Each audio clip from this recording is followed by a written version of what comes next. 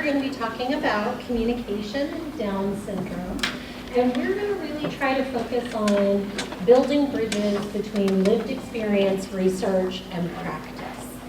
And so to start, we want to acknowledge and recognize that we all bring different and unique perspectives and experiences to understanding disability and value learning from others. In terms of where I am coming from, I am a developmental psychologist and researcher. I got my start at a center just like the Mind Institute when I was 18 years of age, and have trained with teams like that over the course of my career. And so I really benefited from learning from groups of people who had strong commitments to supporting individuals and families. And I really feel like those experiences have continued to shape how I approach what I am doing. We have also been really lucky to work closely with families, a few of them we have here today, whose real life experiences have really shaped our research. And what we're going to try to do today is do a little snapshot of all the perspectives, what we're doing in research, how we approach things in clinic, and how each family has their own story and experiences to share. And we really feel like by having these conversations together and working together, these ideas help us really ask better questions, rethink our assumptions, and stay focused on what truly matters to the community and the people we're trying to support.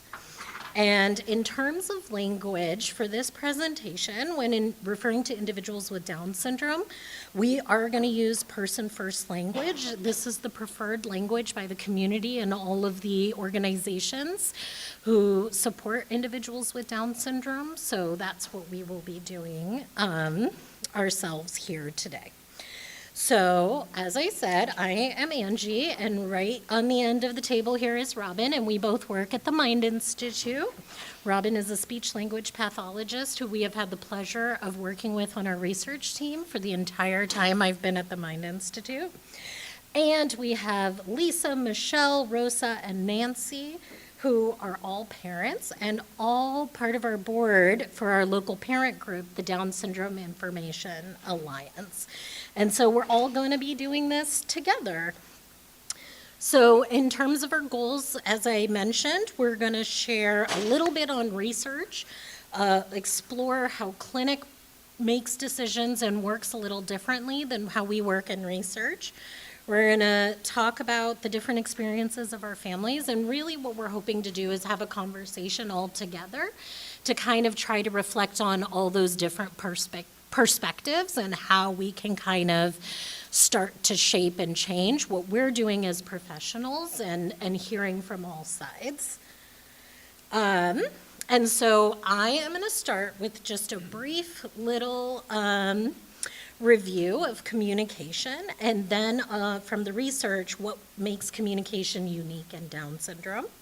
Robyn's going to talk a little bit about how, at a general level, we support communication development, so kind of the generalities of how intervention decisions or approaches work.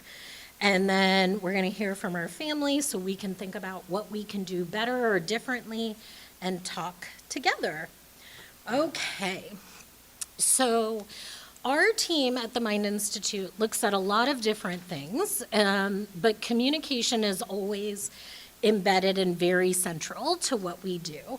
And we really do that because communication is really central to how we form connections, how we learn, and how we grow in our independence, right? In all honesty, there are so many ways to communicate, right? Behavior is communication. And you'll notice that I am using communication instead of language, and we really do that, especially when we start to reach broader, to talk about the different ways people can communicate. So we are thinking about things like body language, facial expressions, gestures, manual signs like American Sign Language, augmentative and alternative communication approaches like using pictures or symbols or electronic devices. and spoken language or speech.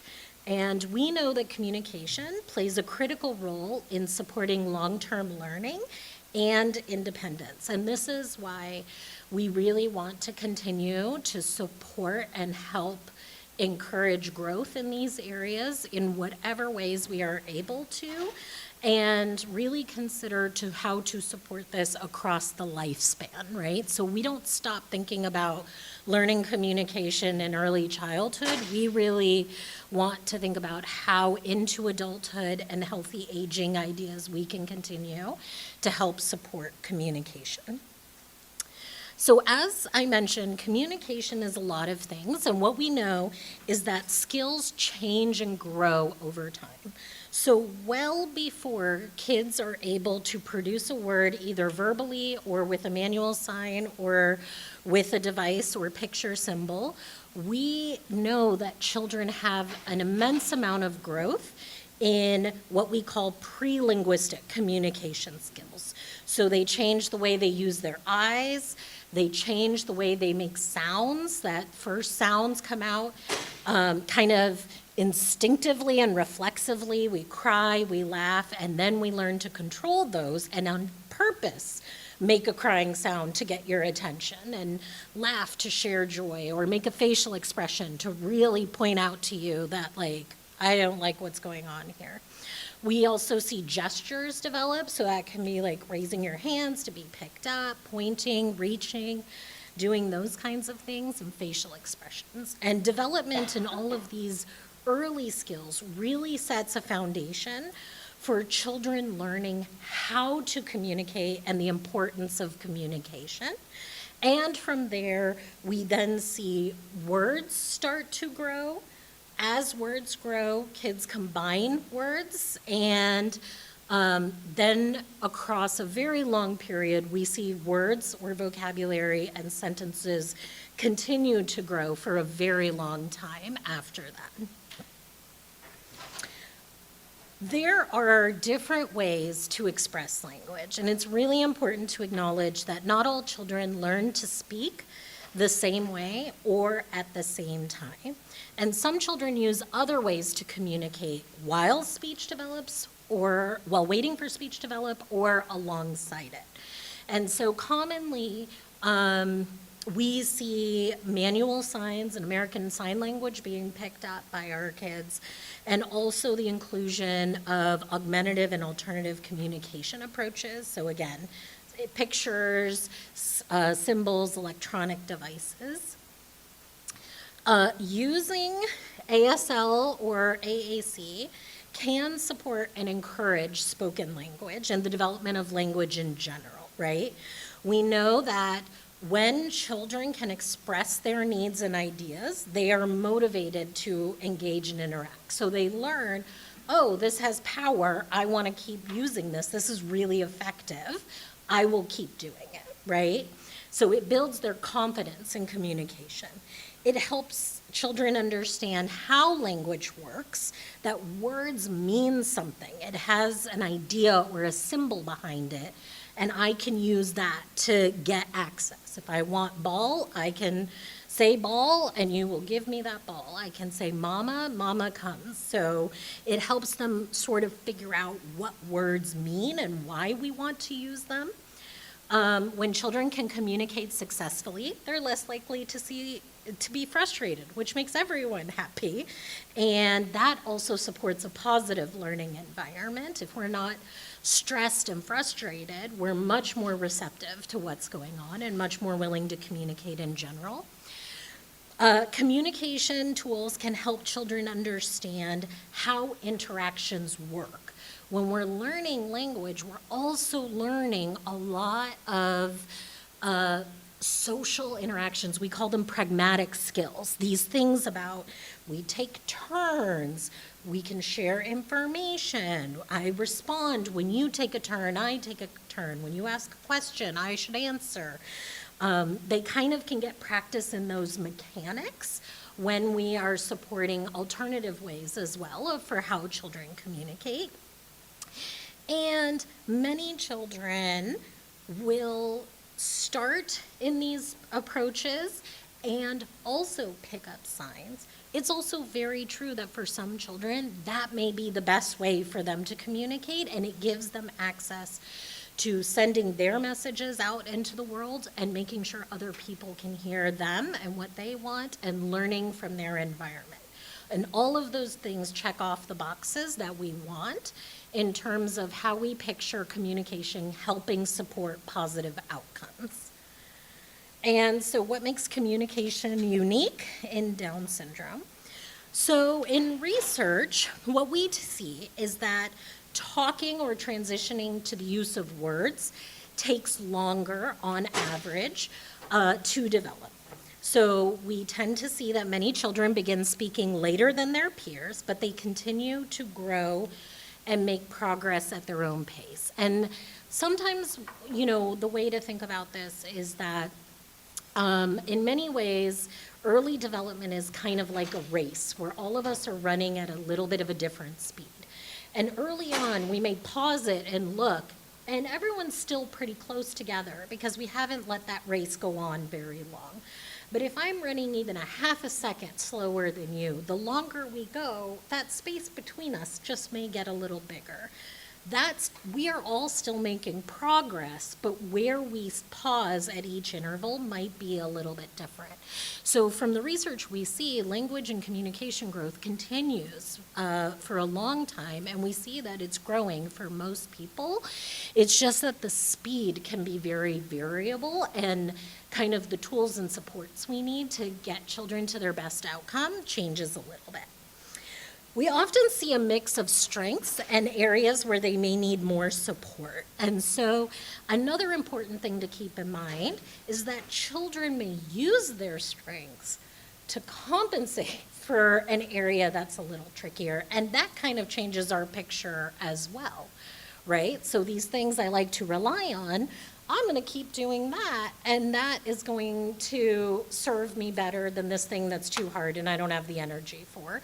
And that can just sometimes it's very helpful, and sometimes it just kind of changes the picture a little bit, and we may just have to make some adjustments here and there. So common strengths we see at a general level, because research is very for the group, if we just put everyone in one box and start making some decisions about what we tend to see or patterns we see, what we see is overall an enjoyment of interaction and communication in general, strength in using body language and facial expressions to communicate, and in the area of words and the things that come after words are formed, vocabulary building tends to be a little bit more of a strength than other areas of language development.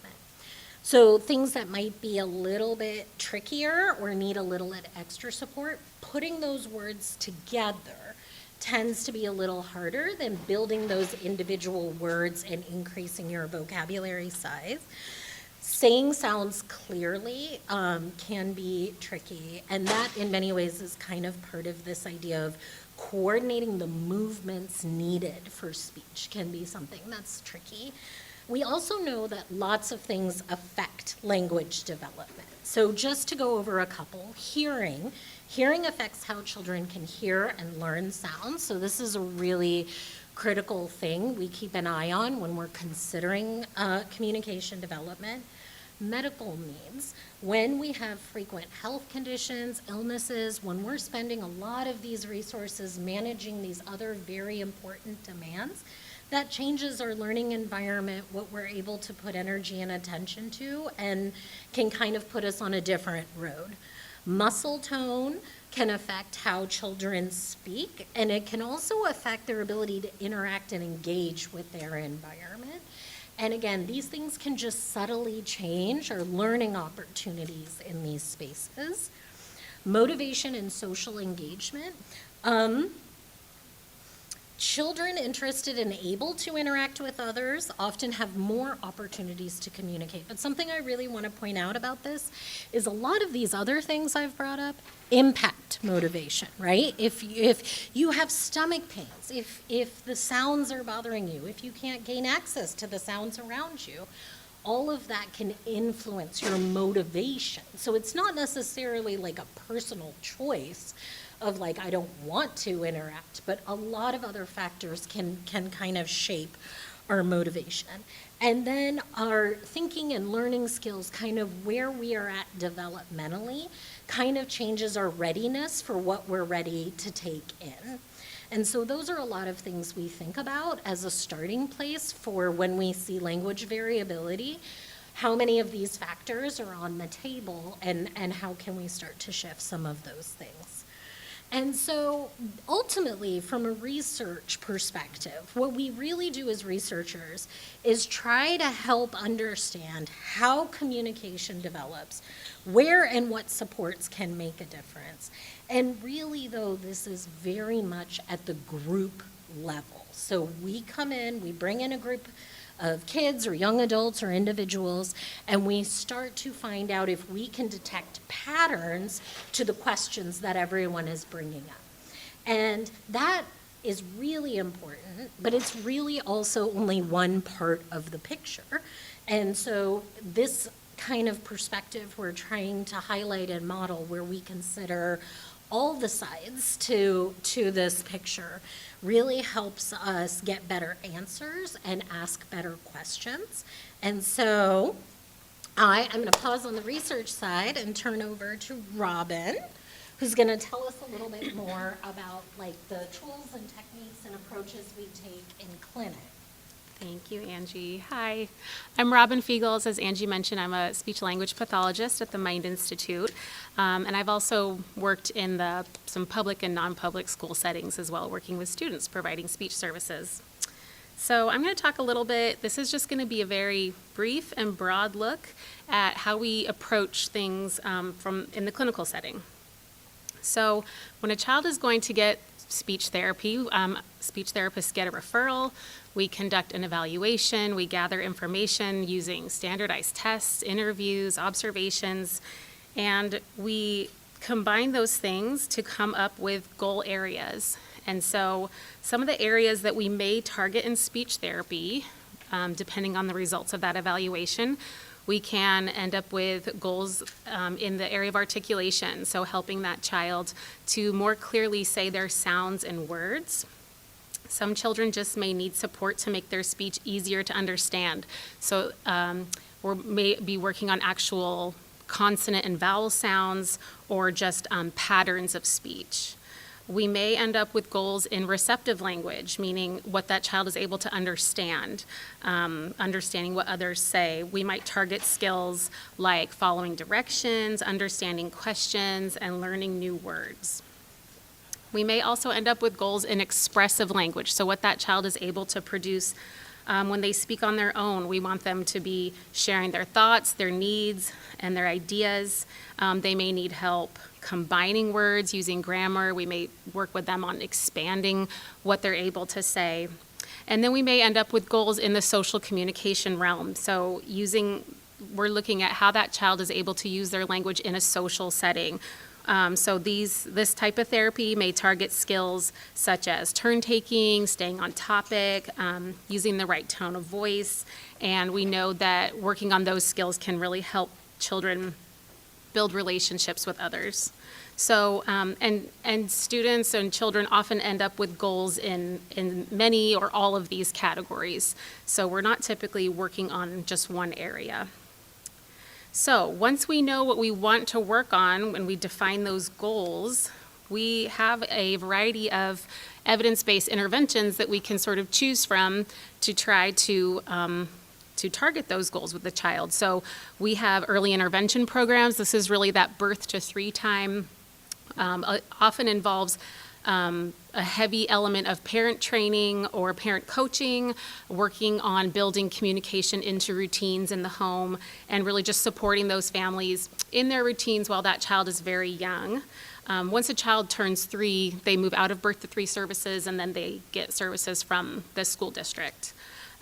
So when a child gets a little older, we may use something like speech sound therapy, or for example, PROMPT, which is prompts for restructuring oral muscular phonetic targets. That's a type of therapy where we use actual tactile cues, trying to get a child's actual physical articulators in the right place, help them with motor planning to produce actual speech sounds. If we work on speech sounds and the child has a diverse array of sounds, they can produce more words that people can understand. We may work on actual language interventions, so not so much their sounds, but their language, like their messaging, building their vocabulary, their grammar, using sentences.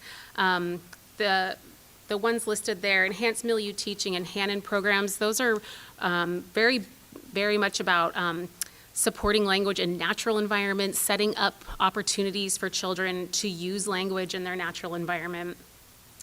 We often integrate augmentative and alternative communication, so that can be gestures, that can be American Sign Language or signs, that can be something we would call low-tech, like pictures, or like symbol exchanges, or something even very high-tech, like an app on an iPad.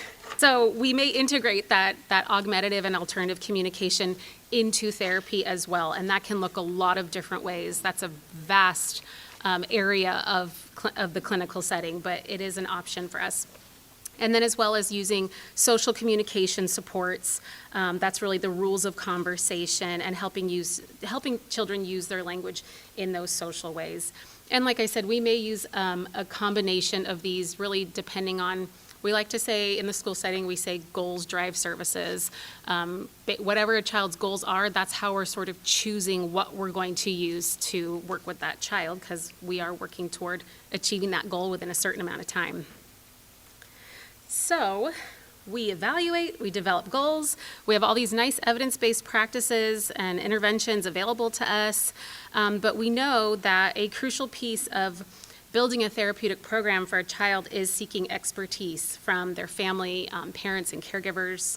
So we really strive to use collaborative goal setting, where when we want to work together to set meaningful goals that reflect each child's strengths, needs, and what they need in daily life. And their parents are the ones that really know what type of goal or what type of skill is going to pack the most punch in their daily life. Family insights shape therapy, so we can tailor our therapy directly to a child. So Angie's talking about research is really finding patterns in big groups, and in the clinic is when we can really individualize these things to the child and their needs and their family's needs and what their families are telling us they need. We can sort of properly consider the cultural and contextual relevance that's unique to that family, with an effective support respects each family's values, routines, and communication styles, and we know that what works in one setting may need to be adapted when you move it to another setting. And ultimately, we know that clinicians learn from families. Families are the experts in their child's communication, and the family's creativity and persistence definitely lead us to new strategies and insights. And we're better able to help their children clinically when we have that insight from them. So even with all these available interventions, when we can be collaborating with families, we obviously still experience some challenges when as we seek to achieve these communication goals with our students and children. One thing that can come up is access to services. We see limits and issues getting insurance to cover services. There may be wait lists that families get put on, and with no really known timeline of how long it might be before they actually get to start receiving a service. There are provider shortages. All these things can really delay support, and then that's just time lost. We see school-home communication gaps. So we find sometimes that what may work at school doesn't always carry over into the home, and so then we're having to adapt, or vice versa. And so that can kind of create challenges and gaps in service. This is a big one. We see a lot of device fatigue or underuse. A lot of our students and children that we see do use some sort of AAC device, but it's a big undertaking to use an AAC device on the part of the child and every single person that's going to be communicating with them. And so children sometimes get tired of using it, caregivers can get tired, and teachers can get tired of using it. And then we face other things like maybe the device isn't charged, or some of our students will have a device that's paid for by the school, and so it's only allowed to be at school, and then they go home and they don't have that device available, or they have a different device that's programmed differently, and so that can cause issues in actually making progress with communication. And just overall finding what works. You know, every child and family is different, and we're constantly having to individualize, figure out what works. Kids get older and change, and then things don't work the same as they once did. And so we're kind of always having to adapt. So we do see those challenges. So in summary, clinical tools and strategies are essential, but they are most powerful when shaped by real-life experience, especially with the families. The families bring insight, creativity, and deep knowledge of what works in everyday life, especially with their own child. And by working together as researchers, clinicians, and families, we know that we can create more meaningful and responsive research and support for these children. The truth is, all of this is supposed to work by having open lines of communication between all these different perspectives and spaces. However, we know they're very siloed areas, right? A lot of times because of environment and like, I'm over here in research just doing my thing. I'm not in the schools doing intervention. The families are, you know, going back and forth between all sorts of providers. We're constantly working our to-do lists and our immediate needs, and all of those things make it very difficult for us to really open those doors of communication between all of our groups.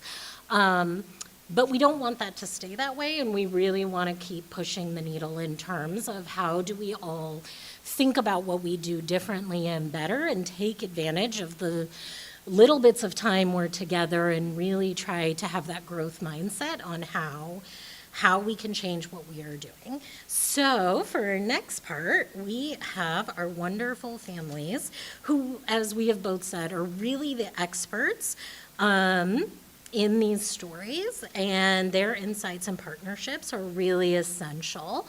All right, so we'll have Lisa go first. This is my daughter, Emily. So I do have two other children, which you can see in that tiniest picture. I did not do that on purpose. But I have Evelyn, who is 11, and Eli, who is 6. They have summer birthdays. And then my middle child is Emily. And I'm also, I work for the state of California as an attorney, but I also have volunteer efforts with the Down Syndrome Information Alliance. So I've served in the roles of secretary, president, and now treasurer. Woohoo. Love that role. And I'm also part of my school district's community advisory committee that's for special education. So if anyone has questions about that in your area, please reach out to me. So that's me in a nutshell. But basically, verbal communication has been a lower priority for Emily, I would say. She was working on being active and keeping up with her peers. She was a relatively quiet baby, and I remember her at an early age just staring intently at my mouth, like wondering, how was I doing that? Kind of in awe. Her first giggle was such a celebration, actually hearing that was awesome. In the early ages, she had feeding therapy and speech therapy. What worked for us early on was music. So if you haven't heard about Miss Rachel or Songs for Littles, we found her early. I just want to say, I sent her a video. She's amazing. Write that down as a resource because she does a really great job of close up to the mouth, showing you what that looks like. And so that was great. And I swear the first intelligible thing Emily said wasn't ball or more, but it was no more monkeys jumping on the bed because music. We could hear that. So today I would not classify Emily as nonverbal, but she was speaking in 1 to 2 word utterances until just recently. She's 8, but she was given an AAC device in kindergarten, and she was never interested in using it. We tried practically. Other sports were just working much better. So now she's going into 3rd grade. She's been in a general education classroom the whole time. She attends a typical after-school program as well, but she has one-on-one aides in both of them. She raises her hand in class, she participates in presentations, and she asks questions. Whether you can understand any of that is another story. We can typically understand the gist of what she's saying based on contextual clues, some intelligible words, gestures, signs, pictures, or her tone. So you can see from there, Emily doesn't really need words. You can pretty much tell what she's thinking by her facial expressions, what's on her mind. And then what I want to see for Emily, or what I want most for Emily, is for people to see and talk to her directly. I love it. She'll do her best to talk, mostly to adults because they have more patience to try to listen. And if she's struggling, she looks at me and says, "Mommy, will you help me?" Like she's trying to get the word out, and she, gives me the sign for help and asks me that. She does have some classmates who will take the time to understand her. She can sign play. We use signs, but more in practical sense. So she will say, "Will you play with me?" Like she can do that. And as her preferences get more nuanced, we learn to adapt. She was requesting a song in the car the other day, and she was doing this gesture. I was like, "What is this?" And then it took me some time to figure it out, but I recalled a dance performance that she had done, and it was to a few months ago, and it was impossible to understand her saying "a million dreams." I recalled the dance. She had this, she did that during the song. And so once we figured it out, it was all excitement in the car. And of course, she got her song request. So I put these pictures up here so that, because people do place a lot of emphasis on verbal communication. And as you can tell, she gets her point across very well.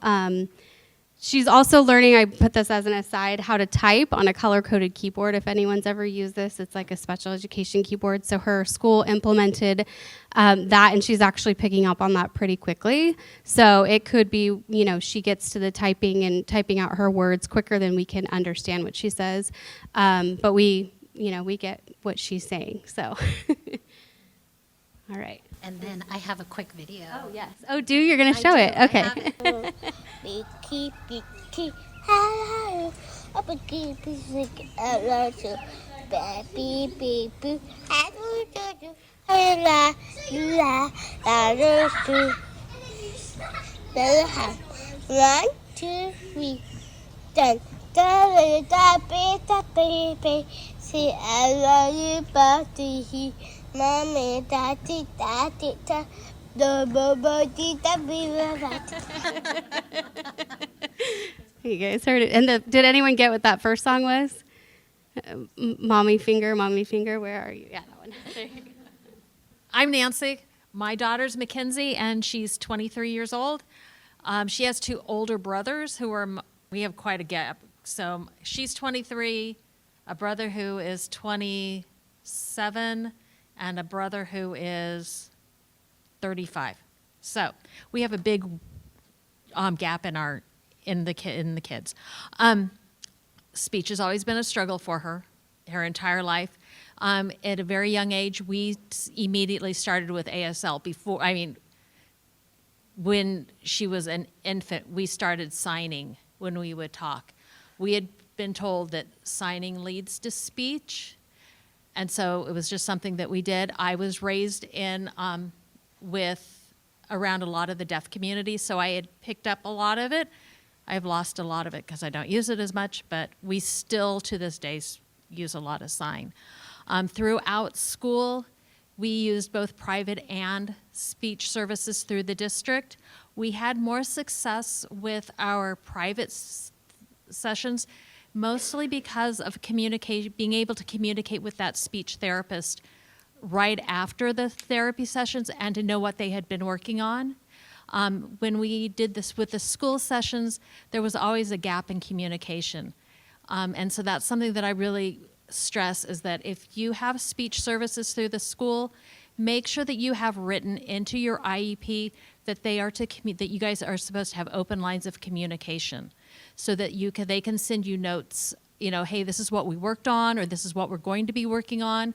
If you're working with kids who have English as a second language in their home, If you can let the parents know too, the words that you're working on, so that they will know what to target at home as well, so they could continue working on that.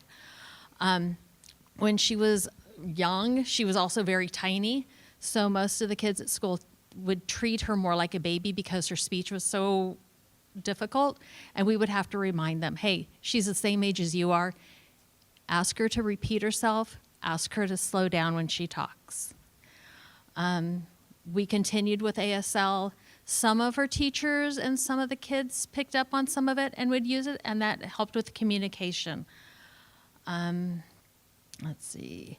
We got an AAC device when she was in 8th grade, so she had it throughout high school. Some of the problems that it worked well for her for a good portion of it, but it often didn't get charged. It would get set aside. Or if they needed to tweak the device one way, they would say, oh, well, the speech therapist knows how to use it.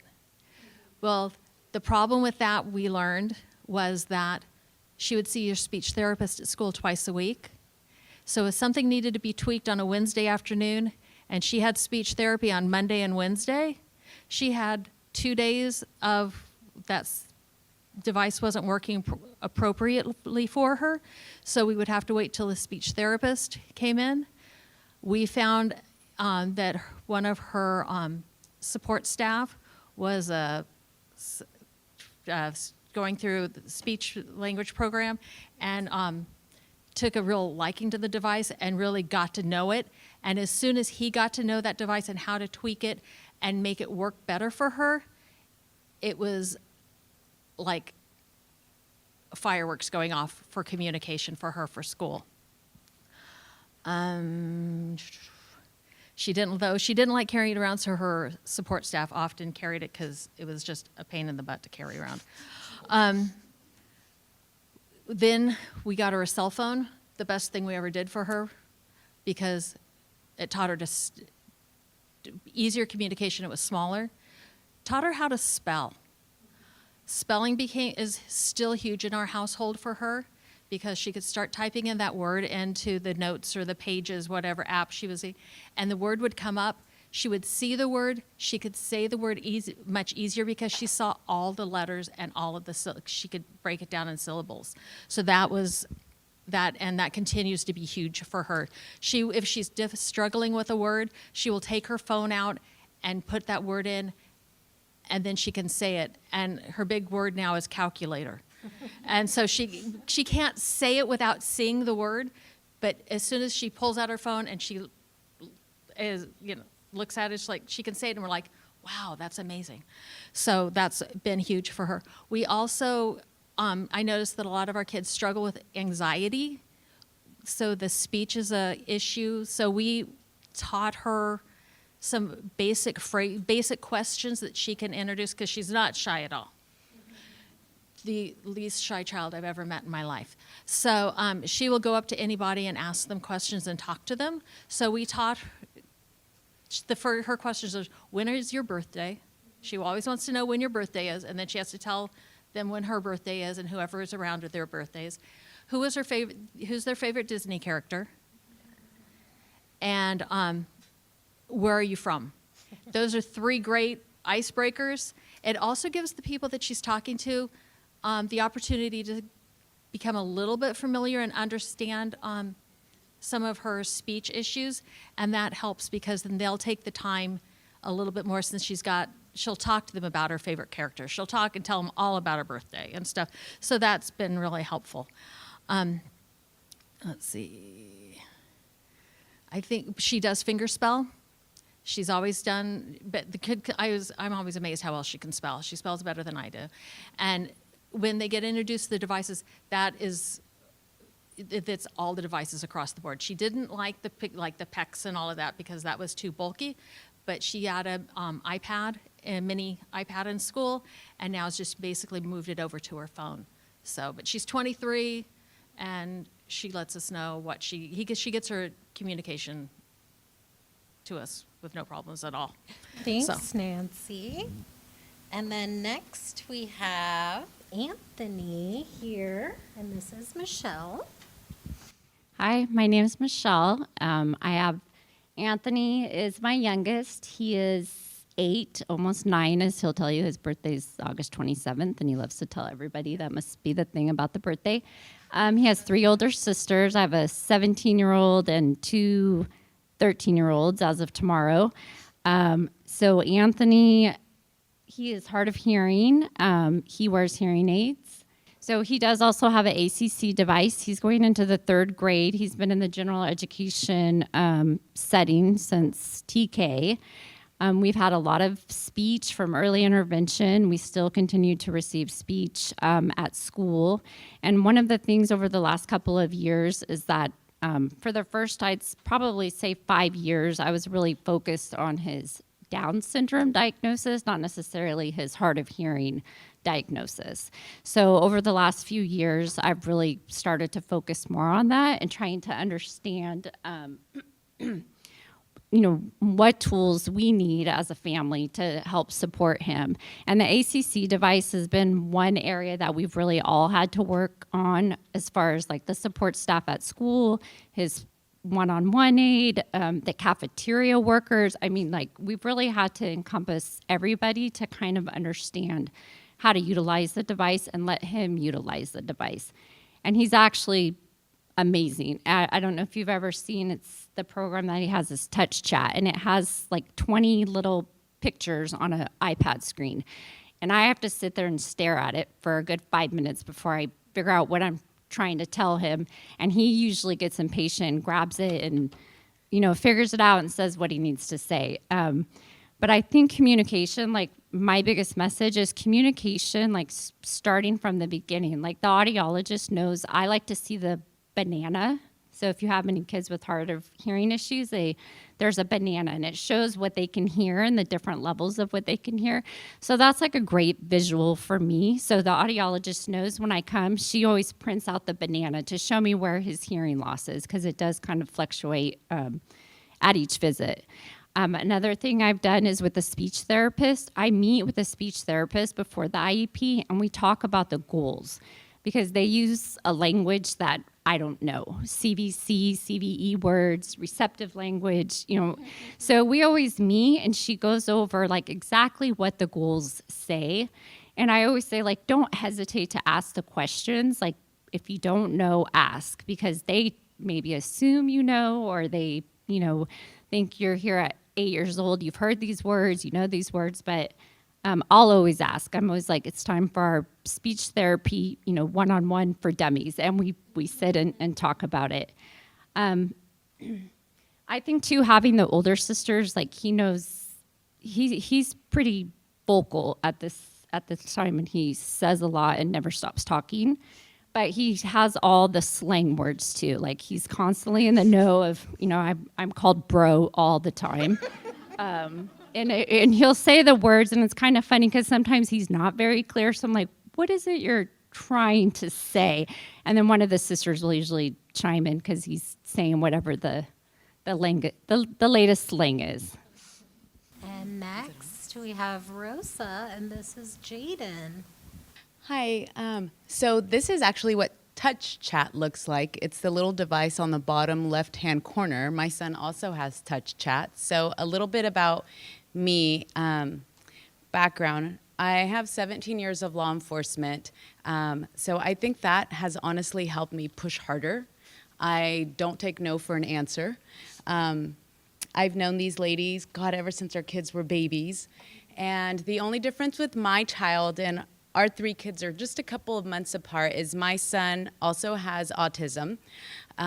So aside from that, he also has a G-tube. So his medical needs are a little bit higher, which sometimes some of the activities in the community are really hard for us to attend. So his speech started at a very young age. We started with feeding therapy because they said it was something to do with, his swallowing. And then from there, it went to a little bit more time with speech. And then from there, his speech regressed. And I said, oh, our speech therapist is doing something wrong. So at this time, he was still under age of 3. And I contacted Alta and I said, I need a new and better speech therapist because this one no longer is supporting what my child needs. And I really thought it was a speech therapist why my son was regressing. Come to find out, his OT therapist at the time said, he's spinning a lot of stuff. He's staring at the fans. He's looking at the lights. He's not focusing as much as we'd like him to. And she's like, he may have autism. And I was like, okay, at this point, it's like, what's another diagnosis, right? He's already got Down syndrome. We've got that down packed. So that was the very first time I think we came to UC Davis Mind Institute. And so I brought my son, and at the age of about 2 years and 10 months, he was diagnosed with autism, mild autism. And my first question was, does it get worse? Like, does it go from mild to severe? Because I had no idea what autism was at the time. And I was told, no, he kind of stays right in that area. So I was like, okay, I can deal with that. And so, like I believe it was said earlier, needs drive goals. So then I was like, what does my son need? And what do I have to push for the school to provide these supports for him? We started ABA through Alta, phenomenal therapist. I was so sad when he turned 3 because now I had to go through my insurance, and my insurance didn't cover the same company that she was with. Needless to say, he started preschool. We were already doing PECs at home, which worked fine for him. Once he started preschool, we were recommended an AAC device, which is an augmentative and assistive communication device. We started with this ginormous box. Like, it didn't have different screens. It was a one set screen. It was an on and off power button. I think it was half the size of my son. And he was so fixated on the light for the on and off button that the school suggested it was not a good fit for him. And I said, absolutely not. We need to trial it at home. Send it home. Give me 2 weeks. We'll make it work. So brought it home, and we were literally on him. Like, you do not play with the on and off button. We're going to use it appropriately, and you get your needs met if you tell me what you want. After 2 weeks, the school was so impressed on how well he was using it that we went from that big dinosaur-looking device, and I'm sorry, I don't remember what the name of that was, but it wasn't like an AAC device. Was it? Yeah, maybe. Thank you. And we went to the tablet, and then we started with, it wasn't Touch Chat. We started with a different program, and like every program, you have to do a trial period. Anyhow, we are now with Touch Chat. It is very complex. It's, you touch the screen on an icon, and everything changes because it's supposed to know what you want to say. So all the icons change. And so I think for us, it's also been difficult because we have to navigate the system. I can't just give it to him and tell me what you want. I have to model it. So I have to learn how to use it. Just like Nancy was saying, I am very involved in my son's school. I try to be as involved as I can in our community as far as our Down syndrome community, but at my son's school, I've also been on PTA board for many years, and I've been on the school site council board. I've said every time we introduce ourselves on the beginning of the school year, I am biased to our disability community, so you know, I'm sorry, I lean towards our special education on campus. My son is not in general ed. He is nonverbal, he stems a lot. He gets overstimulated with a large crowd. So what works best for him is a small group, less noise, less distractions, a lot of visual aids, a lot of support. Therefore, unfortunately, my husband and I have just said, you know what? Special ed it is, and he spends a little bit of his time in general ed, and we start seeing that little social aspect of him opening up. He is quite the silly guy. He is very playful. He does mess with us, and we know when he's doing it, and we think it's the funniest thing ever because they have this personality, even though they don't say a word. Oh my gosh, you can just see it in their little facial expressions. So absolutely, one thing I would recommend to families, friends, caretakers, the parents of the kids that you help and support, is absolutely get involved, not just as a parent at the school, but in the IEP goals and the process.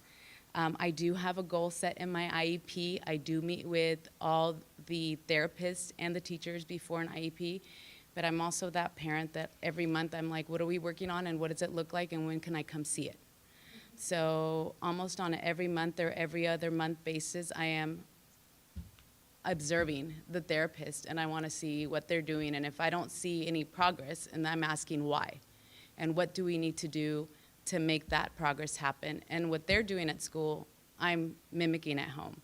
So I haven't been working for the last 3 years. I decided to stay home, and I've been able to dedicate more of that time to my son and get more involved in the schools, which I don't know if the schools like it or hate it, but I can tell you it's been a huge benefit for my family to be able to do that. So that's us in a nutshell.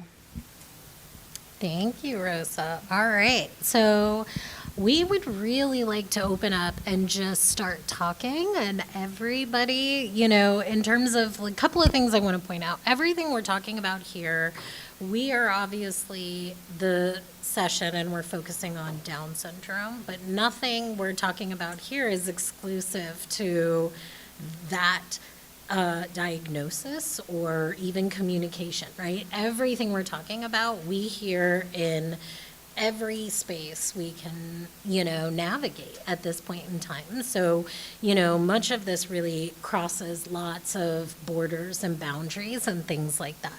I know I always feel so fortunate. I have the privilege of hanging out with every one of these people a lot. A lot of my time is spent. And I still think every time I hear everyone talk, my brain is just churning. And I have friends in the audience I work with. I can tell their brains are churning too, in terms of you hear these things and you hear talking about AAC and hearing this go, and then I just think to myself, man, does it really have to be that open?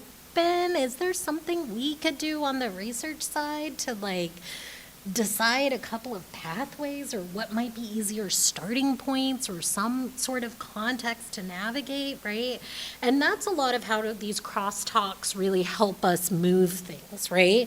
Is we hear something and the research does the group level. So that's where we can really go in and be I wonder, is there something we can do in that space? And, as an example, we had a project focused on communication development, and it was also during COVID, so it was a spicy, difficult time for everyone, right? And everyone just kept coming in, and they kept telling us these stories about how they would go to their providers of various backgrounds and be like, what should we expect? And no one had an answer. They'd be like, oh, I fill out this checklist. I don't have something to check off. And then be like, okay, see you next time.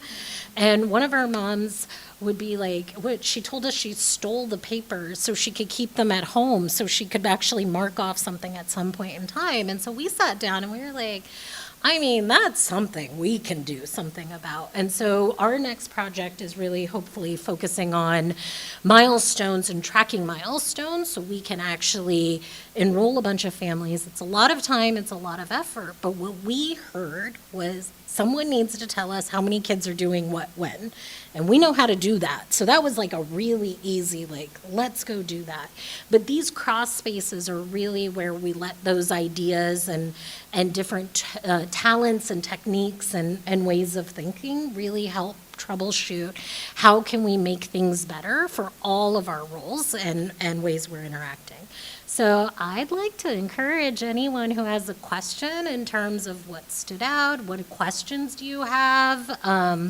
What do you want someone from the other side to know or answer for you? So if anyone's brave and can get us started, any questions? Your children that are in general education classes, how is the work presented to them, if they're not able to keep up with the general pacing or even the general education curriculum for the grade level?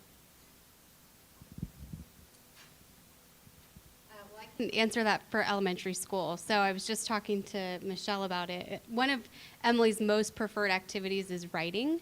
She can just write. You can't understand what it says, but she's writing all day long. And so that part's fine for her. It's the getting it to be an actual word.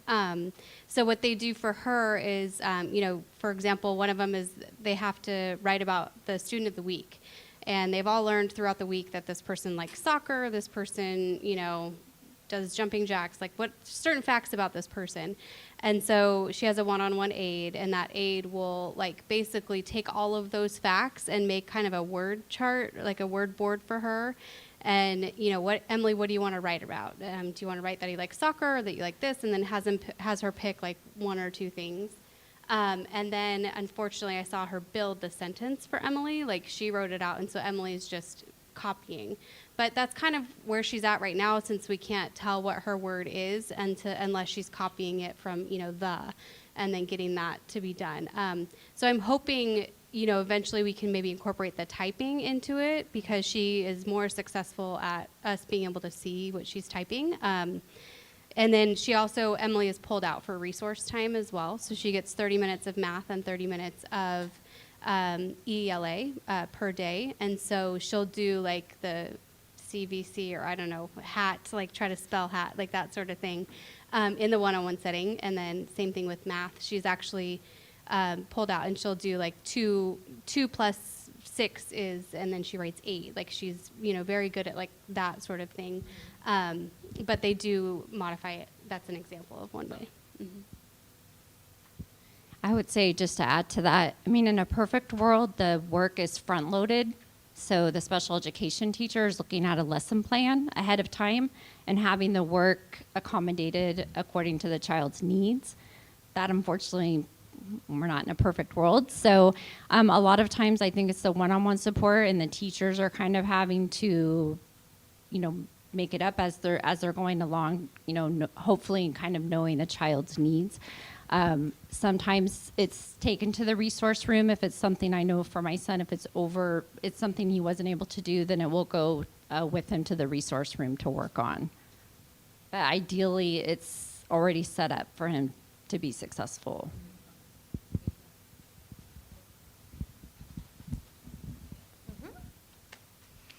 All right, hi. Thank you for sharing about your experiences. It's very helpful for myself, who is a provider. I'm a physical therapist for early intervention.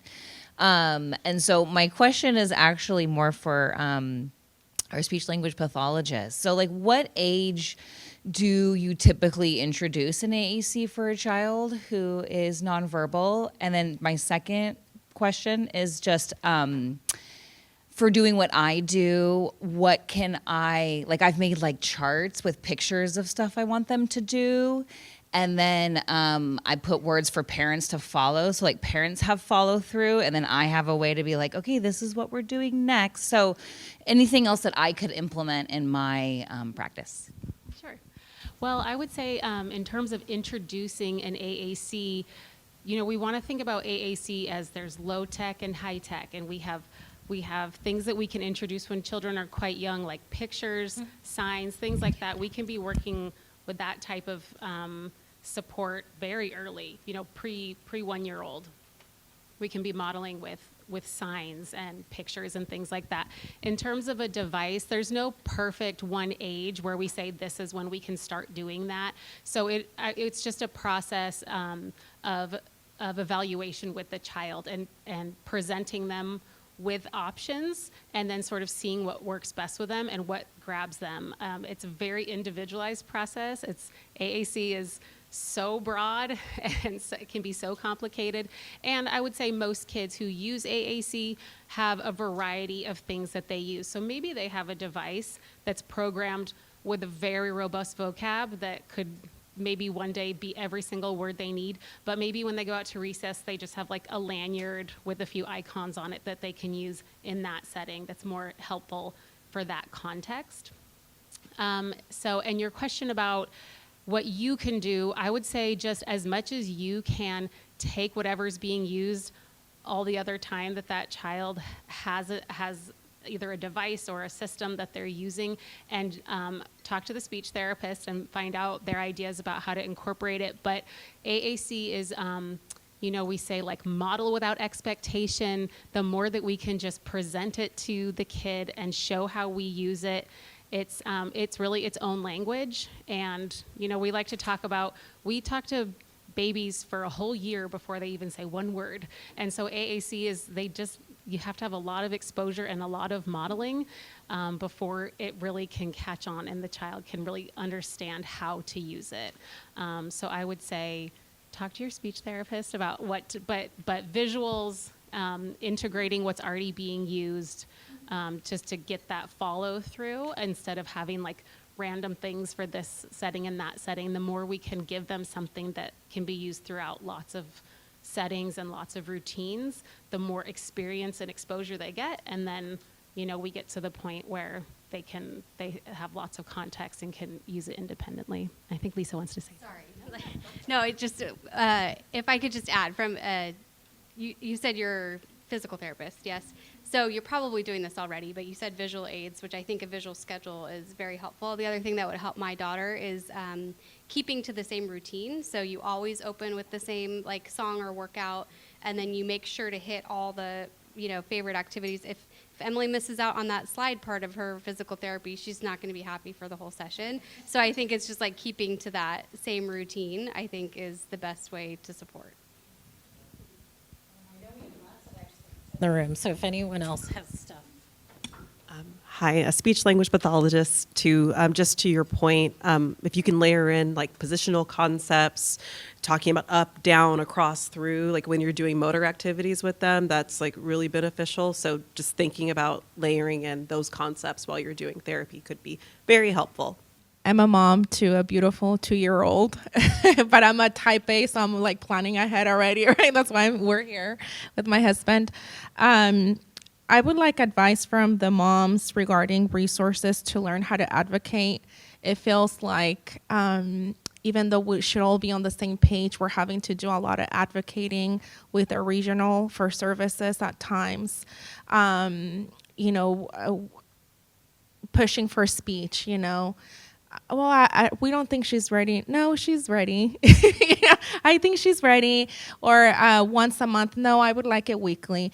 So things like that, it feels like a struggle at times. And then just thinking ahead also for resources to learn how to advocate once she transitions out of the, we're so spoiled they're coming to our house right now for therapy, and I'm just freaking out about when she turns 3 and what that means for her services. So just where could we go to learn how to better advocate for her and the things that she, we would like to see for her later on in IEPs and things like that. I'll just say for me personally, I had to learn very early on, like I can be very nice, but at some point I can't always be everybody's friend.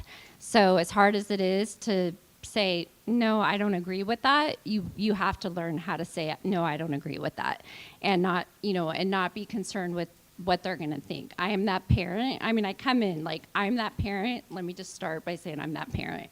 And so it's taken a long time. You can't always advocate in the moment, but you can go back and advocate after. And I've had to do that with like physicians that maybe didn't use like, a child with Down syndrome, they would say Down's kids. And I was so like worked up in the moment of the meeting, like I couldn't say anything at that time, but then I will follow up with an email and say. But for advocating, there's a lot of resources online. A lot of districts also will sometimes provide support. I do think like Alta does offer some workshops like for the IEPs, like those are really great classes to take when you're going to do that transition to the 3rd grade, just to kind of understand the basics of the IEP. But honestly, I think as a parent, it's just over time you become a better advocate. Like you just kind of learn what skills you need to do it, because we all probably started out just kind of like, oh, okay, just once a week, that sounds good. But your child the best. So stick to that and go based off of that would be my advice. The best thing I learned was if I wanted something twice a week, I made sure that I went in there and advocated for 4 times a week. They're going to say, well, we'll give it to you 1 time a week. No, I want it 4 times a week. And then we would negotiate it down, and I got what I wanted. And then just to add on to that, I was like that mama bear, and for me it backfired when my son turned 3, because there's a lot of terminology that the district uses. So I'm not trying to overwhelm you guys. You guys are parents, you know your child best. But also, just like she said, when you go to these IEP trainings, they will actually, in the training, they will have these terminologies that are better. Like, instead of saying, I don't agree with you, you say, well, can you tell me, what does that look like? And what kind of outcome, you know, what are we, after so many sessions, what is it that, you know, how is it going to work for my child? So it's just the way you word it. So I would say take a deep breath, even if you're upset, think about it. And a lot of times what I would have to do is, okay, step back, put it in an email, go back, reread it, revise it. And sometimes it's just learning the terminology and just making sure you've got the right words in there. And it'll get you so much further than just going in like an angry mama bear, because it will backfire. I just want to add that I think the most helpful resource is other parents who have gone through it before. So if you're not already hooked up with somebody at DSIA, you know, let us know. You can go to our website. And then when you get to that education level, when you're 3 and above, the community advisory committees of any school district that you're with, every school district is legally required to have a community advisory council, and it's for special education parents to be part of their school and voice and action.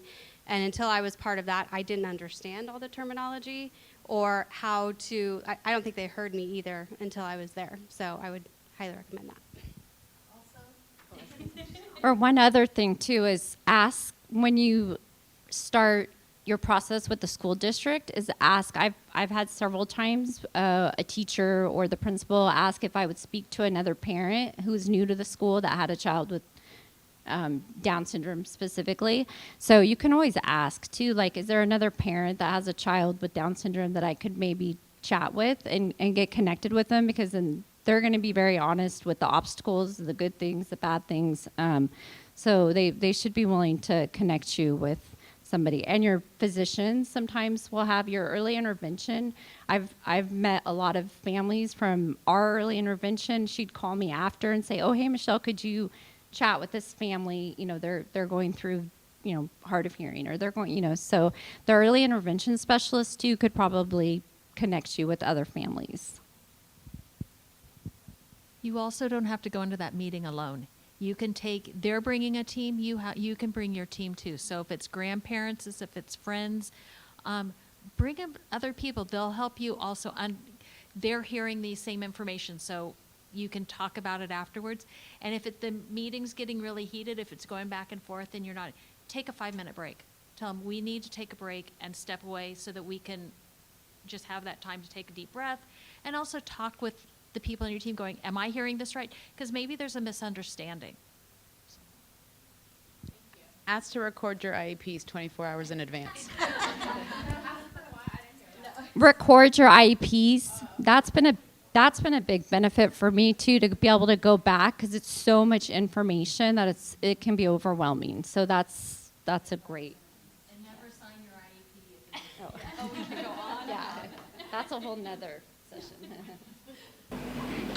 Sometimes too, ask for services, ask for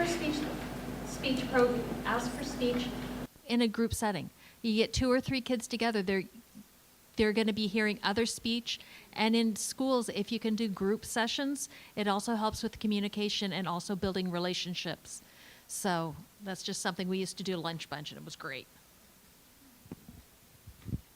And music therapy. I think every one of us up here will say the music therapy was probably the most successful, still now, like my son loves music, so when he's trying, I print the words out now, the lyrics, and so then I'm like, okay, well, you have to read the lyrics if you know you're going to sing this. If we're going to, because he'll listen to one song 20 times, so I'm like, well, you got to read the words for us to, so that the music therapy, I think I'm a big advocate of the music therapy, and something I had made a note but I didn't bring up was more for the providers is when the ACC device, like the speech therapist had suggested that, my first response was, no, like, we're not going to give him something that's going to prohibit him from talking. Like, now you're giving him a tool to speak for him. And I just, wasn't really familiar with what the ACC device was or what it did.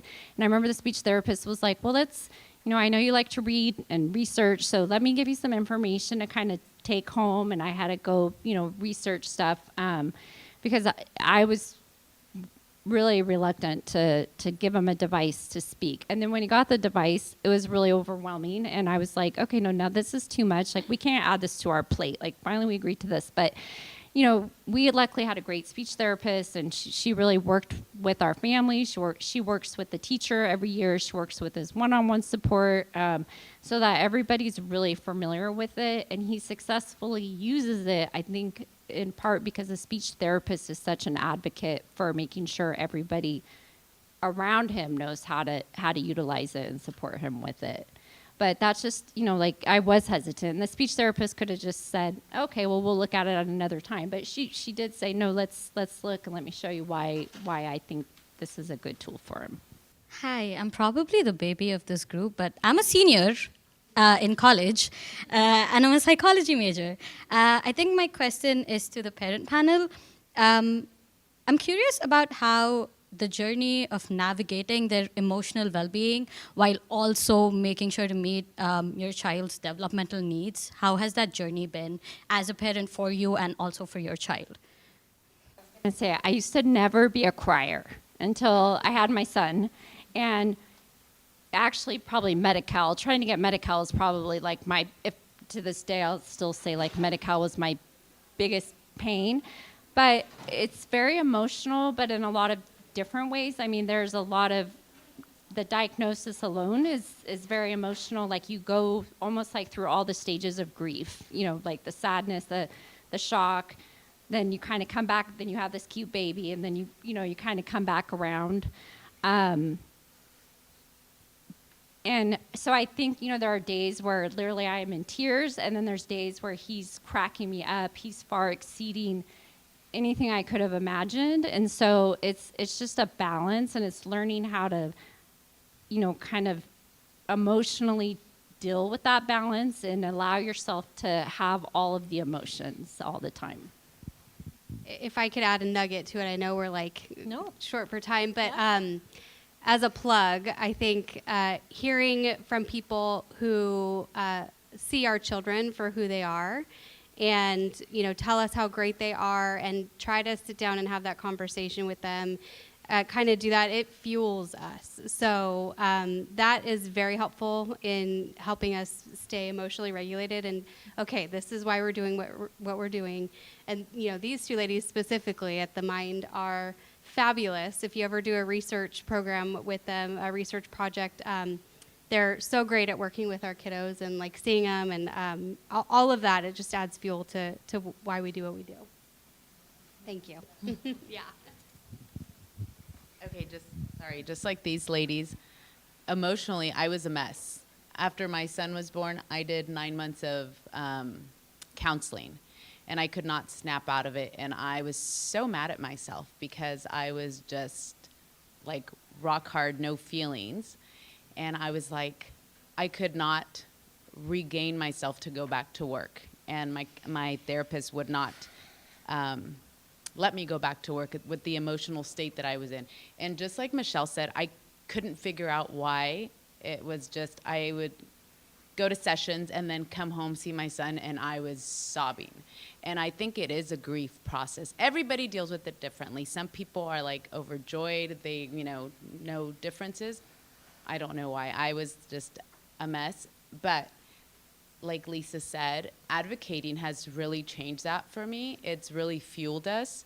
I think it's just shouting their worth that has really just changed a lot of that feeling from grief to, you know, excitement, and then what they're going to do later in life. And absolutely, the mind has really been helpful, and I've taken them to some of their research groups that they've had, and it's always fun just to watch on the other side of the screen. I've taken my daughter with me, and even she like enjoys it. She's like, "Oh my God, look at what he's doing! Look at, oh my God, Mom, look!" So, you know, just of course family support too, if it's available, and if not, you know, you got yourself. You got to figure out what works for you, and self-care for sure. The UC Davis Mind Institute was founded in 1998 with the promise to reduce and prevent the disabilities that can be associated with autism and other neurodevelopmental conditions. Every day, our clinicians and researchers make progress on that promise. Our groundbreaking research on autism, Fragile X syndrome, chromosome 22q11.2 deletion syndrome, ADHD, and other conditions associated with disability are helping affected individuals achieve their fullest potential. Please visit our website or our social media platforms to find out more about current studies, upcoming events, and how you can help make a difference.